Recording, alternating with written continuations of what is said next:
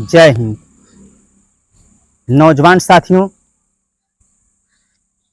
उत्तर प्रदेश के 70,000 ग्राम प्रहरी चौकीदार भाई हैं, जो इन लोगों को एक नया रणनीति बनाना होगा और इस रणनीति के द्वारा सरकार से अपनी मांग को करना होगा, ताकि ग्राम प्रहरी चौकीदार जो आज 70 वर्षों से मात्र अल्प वेतन पर गुजारा कर रहे हैं साथियों,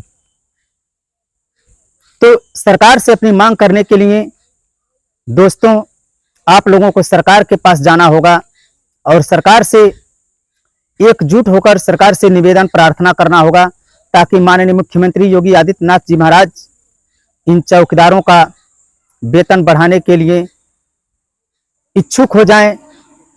ताकि प्रार्थना में वो दम है कि आप देखे होंगे, रामायण से लेकर बड़े बड़े पुराणों में आप लोगों ने सुना होगा कि भक्त के बस में भगवान होते हैं।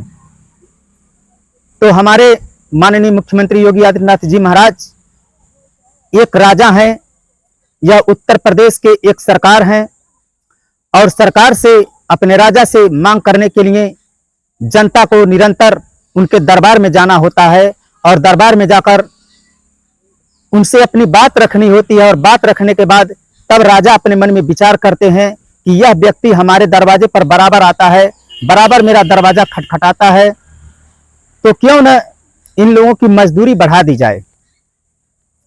तो साथियों, बहुत लोग हमारे साथी कोर्ट किए, कोर्ट का रिजल्ट जो सामने आया आप लोग देख रहे हैं। देखिए, मैं कोर्ट का विरोध नहीं करता, क्योंकि उन लोगों के समझ में जो आया, हमारे साथियों के, उन लोगों ने कोर्ट किया ताकि कोर्ट के माध्यम से हम चौकीदार भाइयों को न्याय मिल सके।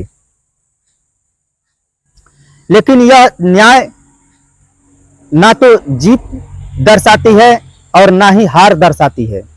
यह सोचने की बात है साथियों। जो हुआ सो हुआ।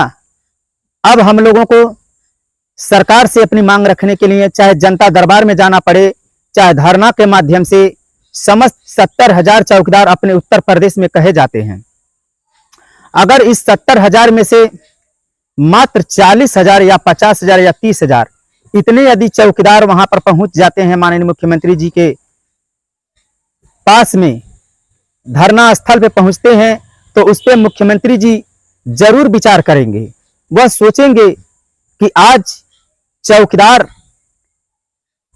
हमारे पास आए हैं अपनी मांग को लेकर, क्योंकि वो जानते हैं कि आज तक हम लोगों ने कई बार धरना दिया, लेकिन अलग अलग संगठनों में बंटकर अलग अलग संगठन बना देने से जब कोई व्यक्ति जाता है, भैया वहां पर श्रीमान पासवान जी के द्वारा धरना रखा गया है, तो कुछ लोगों के द्वारा कहा जाता है कि रहने दीजिए, उस धरने में नहीं जाना है। या कोई और व्यक्ति धरना रखता है तो लोग कहते हैं कि उस धरने में नहीं जाना है। तो इस तरह से माहौल को बनाना, बिगाड़ना, ये सब चौकीदार के हाथ में है साथियों। तो आप लोग माहौल को बनाने का प्रयास करिए, न कि बिगाड़ने का। जो भी हमारे बड़े लीडर हैं प्रदेश स्तर के, उन लोगों से मैं चाहूंगा कि आप लोग अपने में एक विचार विमर्श करके एक रणनीति बनाया जाए और रणनीति के तहत माननीय मुख्यमंत्री जी से मांग किया जाए, ताकि हम लोगों का वेतन अच्छा से अच्छा हो सके, ताकि बच्चों का परवरिश हो सके। और जहां तक हो सके, देखिए, चौकीदार ग्राम प्रहरी जो है वह नियमित, उनका रेगुलर ड्यूटी होता है गांव पे, न कि थाने पर। लेकिन जो हम लोग थाने में सूचना देने जाते हैं, सप्ताह में 1 बार या महीने में 2 बार, तो वह गांव का जो हम लोग 15 दिन या सप्ताह भर का जो गांव में वाकया हुआ रहता है, उस वाकया को पहुंचाने का कार्य करते हैं। उसी को लोग समझ लेते हैं कि यही इनका ड्यूटी है। अगर यही ड्यूटी है तो बाकी दिन गांव में चौकीदार आखिर क्या करता है? कहीं गांव में कोई बड़ा फंक्शन हो गया, उसमें चौकीदार तैनात रहता है। जैसे दशहरा, दीपावली, छठ पूजा, अनेक त्योहार होता है जिसमें चौकीदार की निगाहें लगातार बनी रहती हैं। तो फिर कैसे ये हुआ कि चौकीदार मात्र सप्ताह में एक ही बार ड्यूटी करता है या महीने में 2 बार करता है? तो आप लोग 30 दिन की ड्यूटी करते हैं, लेकिन इसी में तब्दीली कर दिया जाए माननीय मुख्यमंत्री जी के द्वारा कि प्रतिदिन थाने पर बुलाया जाए और वहां पर जीडी पर चढ़ाकर उनको रवाना किया जाए कि आपको अपने हलके में जाना है, या कहीं जो भी शासनादेश जारी होगा उस हिसाब से चौकीदार भाइयों को यह कार्य करना होगा। तो माननीय मुख्यमंत्री जी ऐसा ही कुछ प्रावधान अपने मन में सोच के रखे हैं, ऐसा प्रतीत होता है। मैं अपने तरफ से नहीं कह रहा हूं, ऐसा सुनने में आ रहा है कि माननीय मुख्यमंत्री जी चौकीदारों के लिए भी कुछ अच्छा कार्य करने की योजना बना रहे हैं, और इस योजना को बनने में थोड़ा समय भी लग सकता है या फिर जल्दी भी हो सकता है। तो इसके लिए हम लोगों को ये नहीं कि अब हम लोगों को घर पे सो जाना है, हम लोगों को निरंतर माननीय मुख्यमंत्री जी के पास धरने के माध्यम से या जनता दरबार के माध्यम से उन तक अपनी बात को पहुंचाना होगा साथियों। और हम लोग भी यही चाहते हैं कि हम लोग प्रतिदिन थाने पर जाएं, वहां पर जीडी पे चढ़ाया जाए, उसके बाद दीवान महोदय के द्वारा क्षेत्र में भेज दिया जाए। इस हिसाब से कार्य होगा ताकि ये लोग कोई ना कह सके कि चौकीदार मात्र हफ्ते में एक ही बार आते हैं। इसी सूचना को लोग डिप्टी में तब्दील कर दिए हैं।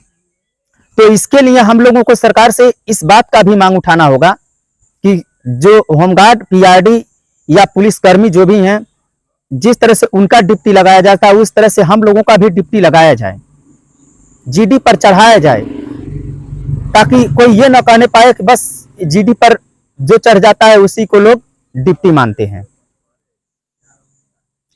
तो साथियों, अब हम लोगों को बैठने की आवश्यकता नहीं है कि अब इंतजार करें कि मुकदमे का रिजल्ट आएगा तो देखा जाएगा, या फिर जो भाई धरना दे रहे हैं अब उनके द्वारा जो होगा सो देखा जाएगा। मैं आप लोगों से बराबर निरंतर यूट्यूब के माध्यम से या फिर आप लोगों को व्हाट्सएप ग्रुप के माध्यम से निरंतर इस बात पर चर्चाएं होती रहती हैं। लोग अनेक तरह से अपनी बातें को रखने का प्रयास करते हैं। कुछ लोग अपने आपस में टीका टिप्पणी करते हैं, उल्टा सीधा बात भी बोल देते हैं।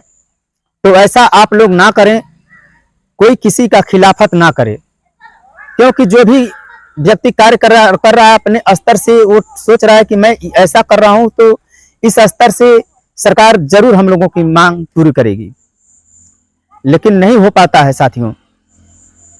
हम लोग लगातार निरंतर धरना देते आए, लेकिन मात्र 1000 रुपए का इजाफा किया गया माननीय मुख्यमंत्री जी के द्वारा, जब प्रथम बार वह मुख्यमंत्री बने थे 2017 में।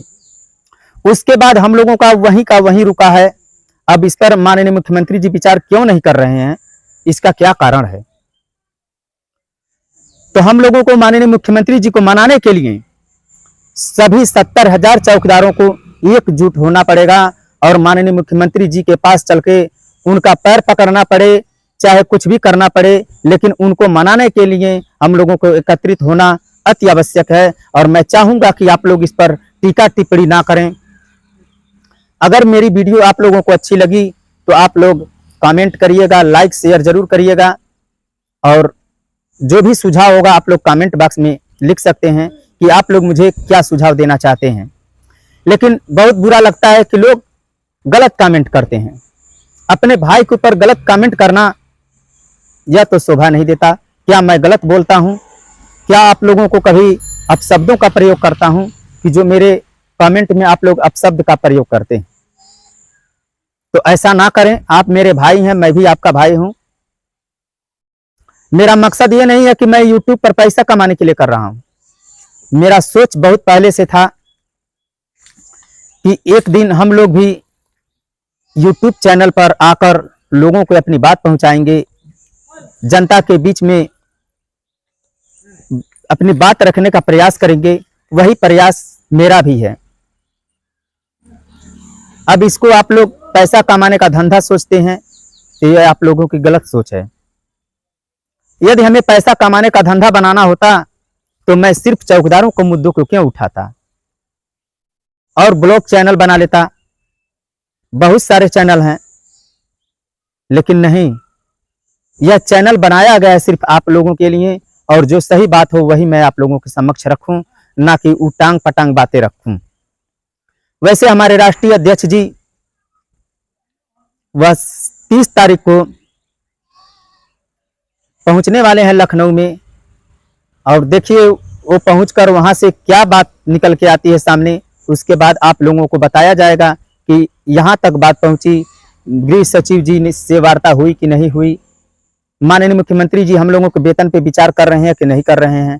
ये सारी बातें आप लोगों को बता दी जाएगी। तब तक के लिए आप लोग शांति व्यवस्था बनाए रखिए।